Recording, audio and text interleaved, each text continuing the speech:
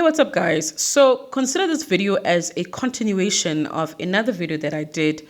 I think it was last week, where I was speaking about mass protest action that is basically taking place across the country, mentioning also the gender-based violence protest organized by the Women for Change organization that's coming up.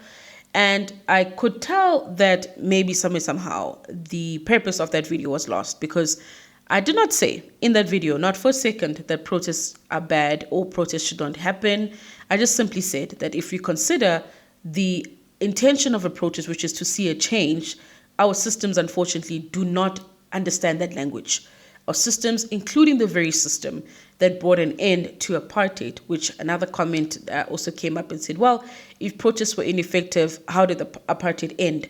Including that very same apartheid. It did not end because people protested. There were other things, which is now the real language that the system understands. And what makes this even worse, and a bit frustrating as well, is that not only are protests not necessarily effective, right?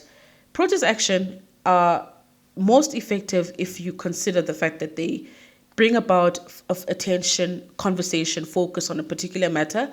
And they can also agitate, which means that they can also bring about a lot of pressure. But where the issue of protest comes in is that if the protest does not bring about pressure, if the protest does not agitate enough, it's pointless, right? You might as well not even do it. And another issue is that protests, obviously now we're protesting to a government system, which is a political system. Politics is its people. It's run by humans like you and I, who come from the same communities that we come from, who speak our language, who understand us just like we understand ourselves. Now, if they're the ones that are at the top, they just need to know the buttons. For example, if a protest or a certain issue is just, persisting, politicians just need to go press the button. Like we saw, for example, the former Minister of Police, Bheki Cele, whenever there would be a crime issue, all he had to do was just go to the funeral, go to the family, and then, mourn with the family. That was able to calm the situation down. Again, if you are able to handle the pressure component of a protest, make sure it doesn't go on for too long. Threaten the protesters with police action, with SANDF and all of these things. That also weakens the impact of a protest. And we have to keep reminding ourselves that South Africa is operating in a democratic system. Because of this democratic system, we have elections, right? It means we have elections. That is our power. Ever since the dawn of our democracy, since 1994, unfortunately, South Africa has been a democratic country operating through a one-party system, because the African National Congress, even in this current coalition now, which is called the GNU, has basically remained very dominant, right? It is basically their way of doing things. That is why South Africa is in this position. So to pick up on the Women for Change initiative and the protest that's coming up on the 21st of November, right? In the first video that I did, I just merely just mentioned it and touch on the fact that that is not how we can effect change. Let's actually zoom into the issue of gender-based violence, which is where now this G20 Women Shutdown becomes a really, really important reference, right? In order for me to really land my point so that there's no confusion, right? The upcoming G20 Women Shutdown. One, this particular shutdown that's coming up has received massive attention. On the awareness part, absolutely, they've achieved great success here. Apparently, there's a petition that's been going around that is receiving thousands and thousands of signatures. Everyone is in support of the idea that we need to see a change on this issue of gender-based violence. First thing I want to address on gender-based violence is this question that keeps coming up. I think it was Penal the Pen, who through his own influence, right, has kind of asked the question that, well, why is GBV getting such a particular focus when GBV, which mostly affects women and children, if you look at the numbers of a crime crime that affects women and children versus crime that affects men, for example, the numbers obviously are showing a bit of an imbalance. I think he showed a reference of male versus female versus children versus farm attacks to basically drive the point that, well, women are not the highest. The one that has the biggest portion of impact is crimes affecting males, right? So let's take gender-based violence versus the male-on-male crime that Penal was stressing about. We can group this in two ways: relational crime and transactional crime. GBV is a relational crime, which means it is much harder to combat. It's much harder to fix because of how complex and complicated it is, right? Because it is a crime that comes about because there is a break in relations in terms of how male, female, male, children relate to each other. Then we get the transactional crime, which is likely where Penal the Pen is drawing a lot of his numbers. If you look at the statistic, gender-based violence in terms of the numbers would not necessarily weigh up or match the transactional crime numbers. Transactional crime is driven not because of behavioral patterns, not because of a break in relationships. It is driven because there is a need for opportunity or a need for gain of some sort. And then with the transactional crimes, if you want to combat this, it's simple. If you remove opportunity or remove gain. One example is the CIT robberies that we see happening all over the country, right?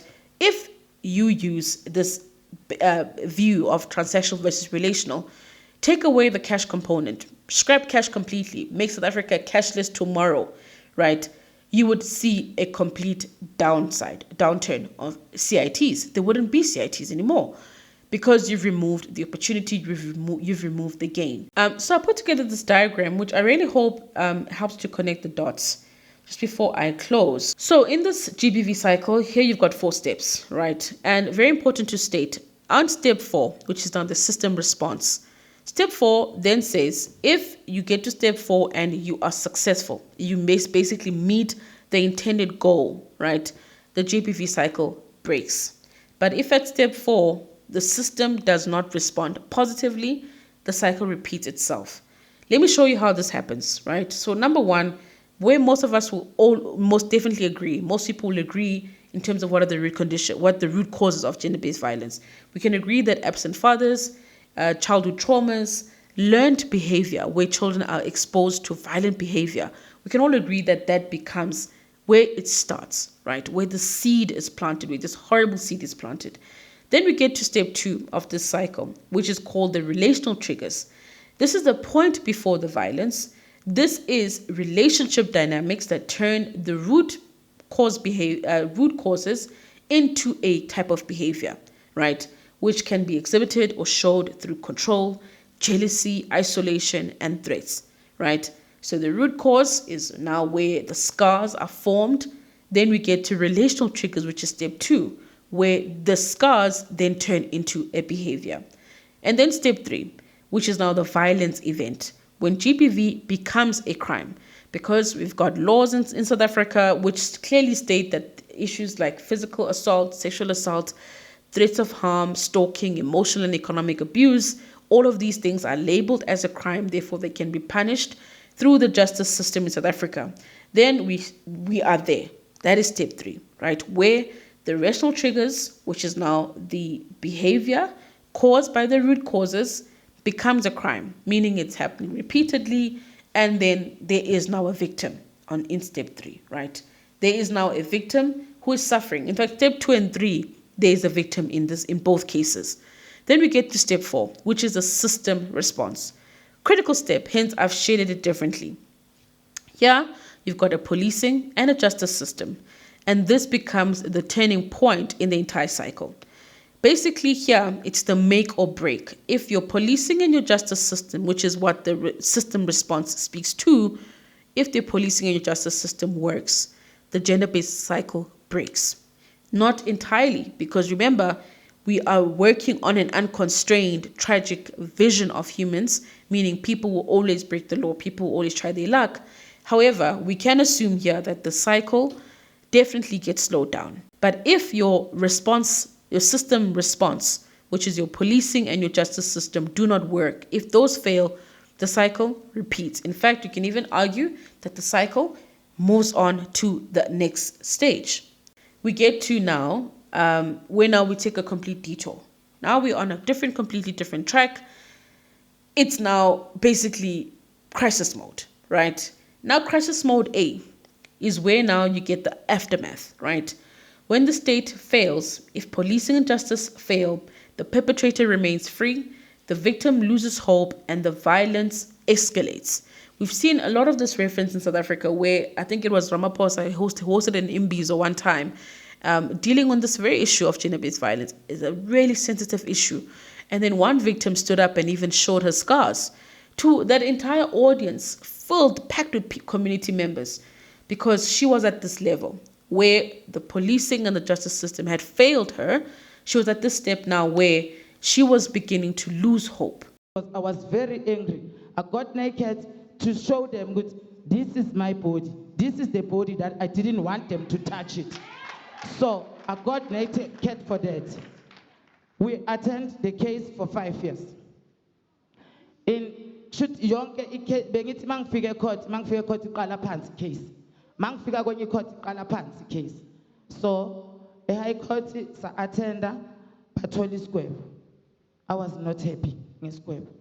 Kangangokuthi angizange simamele size siphele isigwebo. I went out because ngibona ukuthi nala kusahlekiswa ngami. I went back again on a year. I went back again. I have 5 operations on my stomach. I will stand up, guys. Thank you. I'm sorry.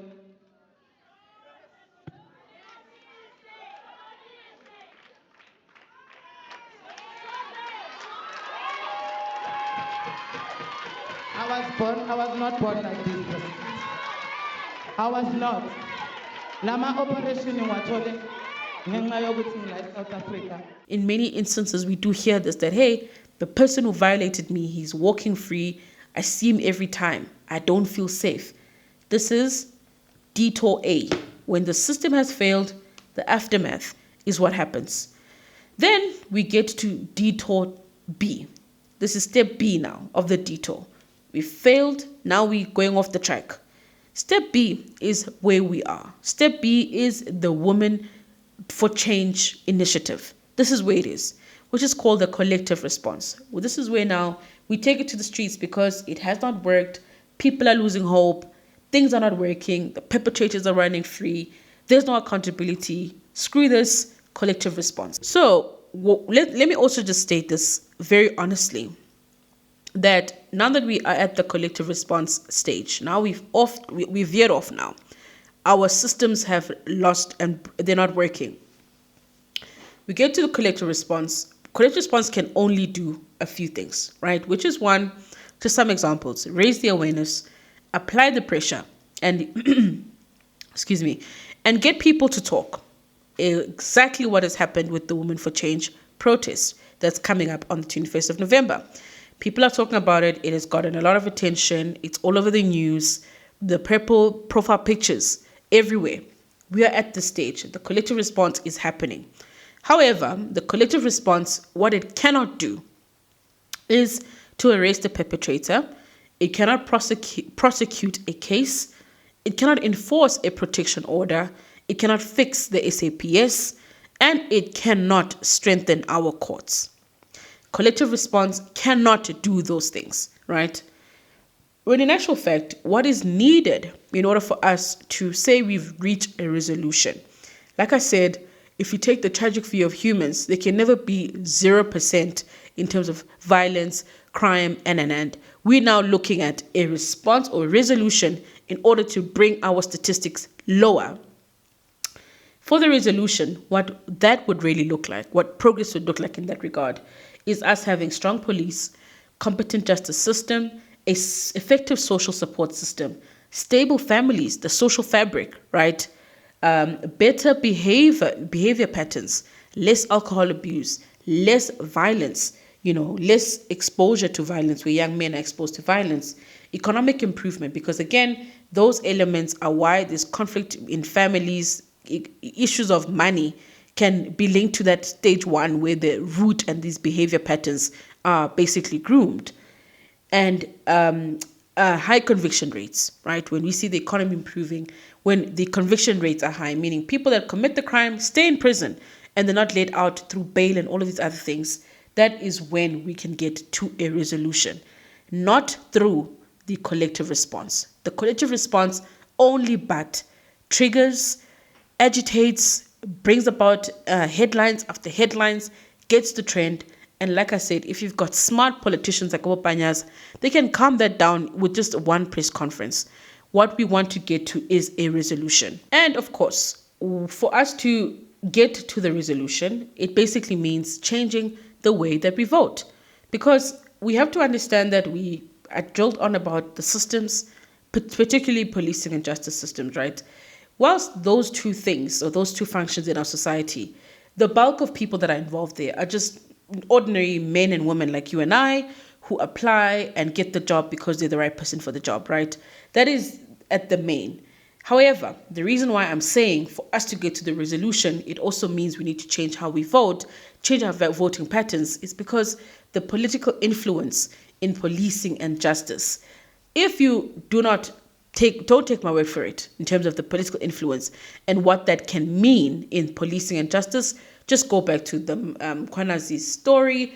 There's multiple articles and videos everywhere just detailing what has been revealed since Mkwanazi decided to do that press conference. So that is what I'm referring to, that if we want to get to the resolution where our policing system works, where our justice system is efficient, where our social justice systems are effective, and there's no corruption, because corruption is everywhere, it means that we need to change how we vote. In fact, I'm also going to state that I've been sitting on a couple of ideas for upcoming videos, especially as we get, to the end of the year.